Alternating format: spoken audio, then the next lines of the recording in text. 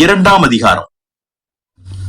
ஆகையால் மற்றவர்களை குற்றவாளியாக தீர்க்கிறவனே, நீ யாரானாலும் சரி, போக்கு சொல்ல உனக்கு இடமில்லை. நீ குற்றமாக தீர்க்கிறவைகள் எவைகளோ அவைகளை நீயே செய்கிறபடியா நீ மற்றவர்களை குறித்து சொல்லுகிற தீர்ப்பினாலே உன்னைத்தானே குற்றவாளியாக தீர்க்கிறாய். இப்படிப்பட்டவர்களை செய்கிறவர்களுக்கு தேவனுடைய நியாய தீர்ப்பு சத்தியத்தின்படியே இருக்கிறது என்று அறிந்திருக்கிறோம். இப்படிப்பட்டவர்களை செய்கிறவர்களை குற்றவாளிகள் என்று தீர்த்தும் அவைகளையே செய்கிறவனே, நீ தேவனுடைய நியாய தீர்ப்புக்கு தப்பிக்கொள்ளலாம் என்று நினைக்கிறாயோ? அல்லது தேவ தயவு நீ குணப்படும்படி உன்னை ஏவுகிறது என்று அறியாமல் அவருடைய தயவு, பொறுமை, நீடிய சாந்தம் இவைகளின் ஐஸ்வர்யத்தை அசட்டை பண்ணுகிறாயோ? உன் மனக்கடினத்திற்கும் குணப்படாத இதயத்திற்கும் ஏற்றபடி தேவனுடைய நீதியுள்ள தீர்ப்பு வெளிப்படும் கோபாக்கினை நாளிலே உனக்காக கோபாக்கினையை குவித்துக் கொள்கிறாயே. தேவன் அவனவனுடைய கிரியைகளுக்கு தக்கதாய் அவனவனுக்கு பலனளிப்பான். சோர்ந்து போகாமல் நற்கிரியைகளை செய்து மகிமையும் கனத்தையும் அழியாமையையும் தேடுகிறவர்களுக்கு நித்திய ஜீவனை அளிப்பார். சண்டக்காரராயிருந்து சத்தியத்திற்கு கீழ்ப்படியாமல் அநியாயத்திற்கு கீழ்ப்படிந்திருக்கிறவர்களுக்கோ உக்கிர கோபாக்கினை வரும். முன்பு யூதரிலும் பின்பு கிரேக்கரிலும் பொல்லாங்கு செய்கிற எந்த மனுஷ ஆத்துமாவுக்கும் உபத்திரவமும் வியாகுலமும் உண்டாகும். முன்பு யூதரிலும் பின்பு கிரேக்கரிலும் எவன் நன்மை செய்கிறானோ அவனுக்கு மகிமையும் கனமும் சமாதானமும் உண்டாகும். தேவனிடத்தில் பட்சபாதம் இல்லை. எவர்கள் நியாயப்பிரமாணம் இல்லாமல் பாவம் செய்கிறார்களோ அவர்கள் நியாயப்பிரமாணம் இல்லாமல் கெட்டு போவார்கள்.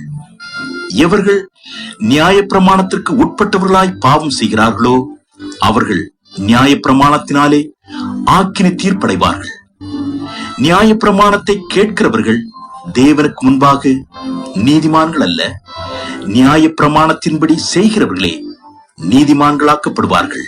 அன்றியும் நியாயப்பிரமாணம் இல்லாத புறஜாதிகள் சுபாவமாய் நியாயப்பிரமாணத்தின்படி செய்கிற போது நியாயப்பிரமாணம் இல்லாத அவர்கள் தங்களுக்கு தாங்களே நியாயப்பிரமாணமாய் இருக்கிறார்கள்.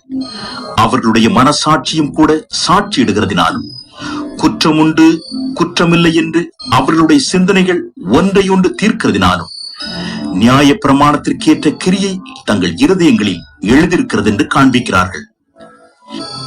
என் சுவிசேஷத்தின்படியே தேவன் இயேசு கிறிஸ்துவை கொண்டு மனுஷருடைய அந்தரங்கங்களை குறித்து நியாய தீர்ப்பு கொடுக்கும் நாளிலே இது விளங்கும்.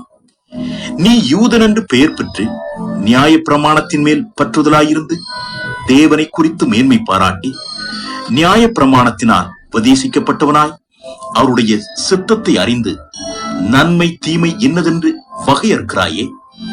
நீ உன்னை குருடருக்கு வழிகாட்டியாகவும் அந்தகாரத்தில் உள்ளவர்களுக்கு வெளிச்சமாகவும் பேதைகளுக்கு போதகனாகவும் குழந்தைகளுக்கு உபாத்தியாயனாகவும் நியாய பிரமாணத்தின் அறிவையும் சத்தியத்தையும் காட்டிய சட்டமுடையவனாகவும் எண்ணுகிறாயே. இப்படி இருக்க மற்றவனுக்கு போதிக்கிற நீ உனக்குத்தானே போதியாமல் இருக்கலாமா? களவு செய்யக்கூடாது என்று பிரசங்கிக்கிற நீ களவு செய்யலாமா? விபசாரம் செய்யக்கூடாது என்று சொல்லுகிற நீ விபசாரம் செய்யலாமா? விக்கிரகங்களை அருவருக்கிற நீ கோவில்களை கொள்ளையிடலாமா? நியாய பிரமாணத்தை குறித்து மேன்மை பாராட்டுகிற நீ நியாய பிரமாணத்தை மீறி நடந்து தேவனை கனவீனம் பண்ணலாமா? எழுதியிருக்கிறபடி தேவனுடைய நாமம் புறஜாதிகளுக்குள்ளே உங்கள் மூலமாய் தூஷிக்கப்படுகிறதே. நீ நியாய பிரமாணத்தை கை கொண்டு நடந்தால் விருத்த சேதனம் பிரயோஜனம் உள்ளதுதான். நீ நியாய பிரமாணத்தை மீறி நடந்தால் உன் விருத்த சேதனம் இல்லாமை ஆயிற்றே. மேலும் விருத்த சேதனம் இல்லாதவன் நியாய பிரமாணத்துக்கேற்ற நீதிகளை கை கொண்டா அவனுடைய விருத்த சேதனம் இல்லாமை விருத்த சேதனம் என்றெண்ணப்படும் அல்லவா? சுபாவத்தின்படி விருத்த சேதனம் இல்லாதவனாயிருந்தும் நியாய பிரமாணத்தை நிறைவேற்றுகிறவனாயிருந்தார் அவன் வேத எழுத்தும் விருத்த சேதனம் உள்ளவனாயிருந்தும் நியாய பிரமாணத்தை மீறுகிற உன்னை குற்றப்படுத்துவான் அல்லவா? ஆதலால் புறம்பாக யூதனானவன் யூதன் அல்ல, புறம்பாக மாம்சத்தில் செய்யப்படும் விருத்த சேதனமும் விருத்த சேதனம் அல்ல. உள்ளத்திலே யூதனானவனே யூதன்.